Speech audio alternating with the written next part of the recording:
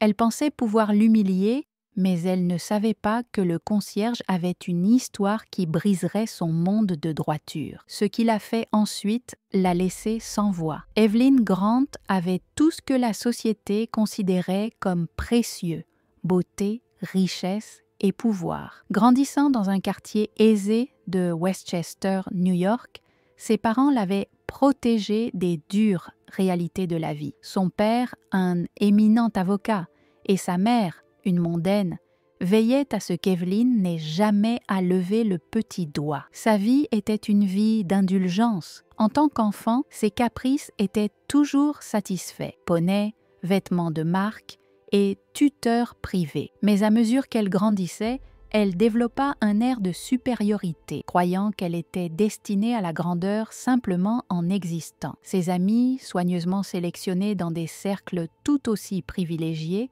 renforçaient son estime de soi exagérée. Maintenant, à 29 ans, Evelyn était à l'aube de ce qu'elle pensait être sa plus grande réussite à ce jour: une promotion au poste de vice-présidente du marketing dans une prestigieuse entreprise new-yorkaise. Mais le dynamisme d'Evelyn n'était pas alimenté par la passion pour son travail, mais par son besoin insatiable de prouver qu'elle était meilleure que tout le monde. Marcus Jefferson, quant à lui, n'était qu'un concierge. Mais pour ceux qui prenaient le temps de le connaître, il était un homme de résilience et de force tranquille. À Atlanta, Marcus avait autrefois incarné le rêve américain. En commençant avec rien d'autre qu'une boîte à outils et une détermination inébranlable, il avait bâti Jefferson Construction à partir de zéro. Son entreprise n'était pas seulement une affaire, mais un pilier de la communauté, offrant des emplois à ceux qui avaient eu besoin d'une seconde chance, d'anciens détenus, des parents célibataires et des jeunes sans expérience. Mais lorsque la récession frappa, tout s'effondra, les contrats disparurent, les dettes s'accumulèrent et Marcus fut contraint de fermer son entreprise. Sans filet de sécurité, il perdit sa maison, ses économies et finalement sa femme, qui ne pouvait plus supporter la tension. Maintenant à New York, Marcus travaillait comme concierge, vivant dans un modeste appartement du Bronx et envoyant tout ce qu'il pouvait à sa fille, qui étudiait les soins infirmiers à Atlanta. Malgré tout, Marcus se comportait avec dignité. Il croyait que les épreuves de la vie façonnaient le caractère et refusait de laisser l'amertume le définir. Le premier affrontement d'Evelyn avec Marcus eut lieu un lundi matin pluvieux. En retard, elle fit irruption dans le hall du bureau pour trouver Marcus en train de récurer le sol. « Êtes-vous sérieux, là ?» lança-t-elle, sa voix résonnant dans l'atrium en marbre. Marcus leva les yeux calmement. « Bonjour, madame.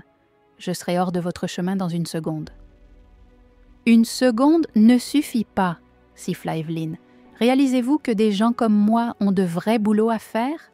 Vous ralentissez tout le monde. » Plusieurs employés s'arrêtèrent pour observer l'échange, leurs expressions mêlant inconfort et incrédulité. Marcus acquiesça, fit un pas de côté et reprit son travail sans un mot. Mais Evelyn n'en avait pas fini. Peut-être que si des gens comme lui travaillaient plus dur, ils ne seraient pas coincés à nettoyer les sols, marmonna-t-elle assez fort pour que tout le monde l'entende. Le commentaire piquait, mais Marcus le laissa passer. Il avait entendu pire. Ce qu'Evelyn ne réalisait pas, c'est que son comportement faisait une impression non seulement sur Marcus, mais sur tous ceux qui en étaient témoins. Le comportement d'Evelyn envers Marcus n'était pas un incident isolé. Au cours des semaines suivantes, elle semblait faire tout son possible pour rendre son travail plus difficile. Un matin, elle renversa accidentellement son café Starbucks près des produits de nettoyage de Marcus. « Oups !»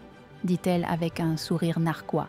« Je suppose que tu as quelque chose à faire maintenant. » Une autre fois, elle laissa un tas d'ordures au milieu du sol de son bureau avec un post-it disant « Nettoyez ça dès que possible ».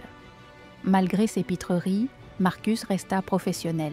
« Oui, madame », disait-il d'une voix ferme et polie, refusant de lui donner la satisfaction d'une réaction.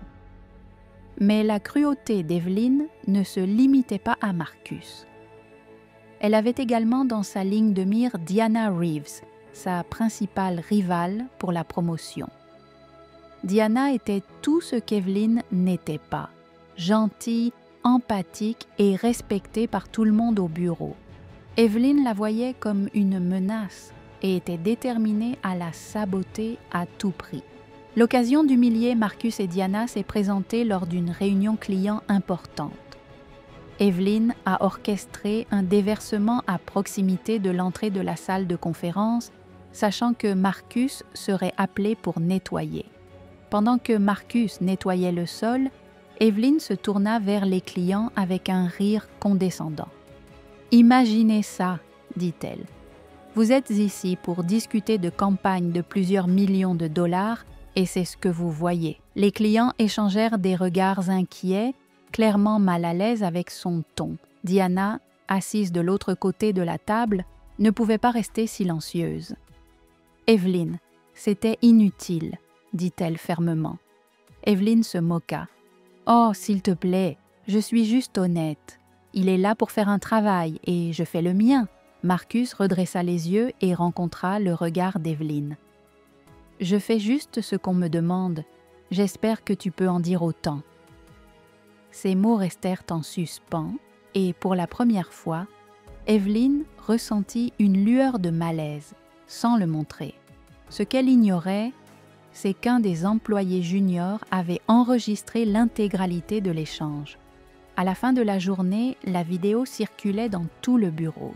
La réaction fut rapide. Les ressources humaines convoquèrent Evelyn pour une réprimande formelle et sa réputation en prit un coup.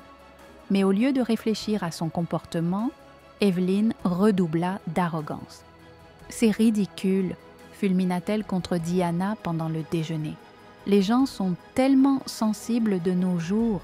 Je disais juste la vérité. » Diana secoua la tête. « Non, Evelyn, tu étais cruelle et ça va te rattraper. » Une semaine plus tard, le PDG convoqua une réunion à l'échelle de l'entreprise pour annoncer une promotion. Evelyn entra dans la salle de conférence la tête haute, convaincue que le poste lui appartenait. À sa grande surprise, le PDG annonça Diana Reeves comme la nouvelle vice-présidente du marketing. La salle éclata en applaudissements, mais Evelyn resta figée, son visage pâle de choc. Après la réunion, elle fit irruption dans le bureau du PDG. « Je mérite cette promotion !» cria-t-elle. « Vous laissez un concierge ruiner ma carrière ?» La réponse du PDG fut froide et directe. « Mademoiselle Grant, vous avez ruiné votre propre carrière. Marcus Jefferson a fait preuve de plus de professionnalisme et d'intégrité que vous n'en avez jamais montré. Si vous ne pouvez pas traiter les gens avec respect, vous n'avez pas votre place ici. » La chute d'Evelyn fut rapide. En quelques jours, son comportement envers Marcus et Diana devint le sujet de conversation des clients qui demandèrent à travailler exclusivement avec Diana. Evelyn se retrouva isolée tandis que Marcus prospérait. Le PDG l'avait promu au poste de directeur des installations, un rôle avec de meilleurs avantages sociaux et la possibilité d'encadrer d'autres employés. Un soir, alors que Marcus quittait le bureau, il aperçut Evelyn assise sur un banc à l'extérieur, regardant son téléphone. Pendant un moment, il pensa passer son chemin, mais il se souvint de ses propres luttes et s'approcha d'elle. « Mademoiselle Grant, » dit-il, sa voix douce mais ferme, « la vie a une façon de nous humilier. Peut-être que c'est votre chance de grandir. » Evelyn ne répondit pas. Elle détourna le regard, les larmes aux yeux. Quelques mois plus tard, Evelyn ne travaillait plus dans l'entreprise. Sa réputation d'intimidatrice l'avait poursuivie et les offres d'emploi étaient rares. Elle passait ses journées à réfléchir à ses choix, hantée par l'idée que ses actes lui avaient tout coûter. De son côté, Marcus avait utilisé sa promotion pour créer un fonds de bourse pour les étudiants défavorisés. Lors du premier gala de charité qu'il organisa, Diana prononça un discours émouvant sur la façon dont la résilience de Marcus l'avait inspiré. Ce soir-là, alors qu'Evelyn parcourait les réseaux sociaux, elle tomba sur des photos du gala. Pour la première fois, elle ressentit tout le poids de ses actions. Marcus avait surpassé sa cruauté, prouvant que la gentillesse et l'intégrité étaient bien plus puissantes que l'arrogance et le mépris.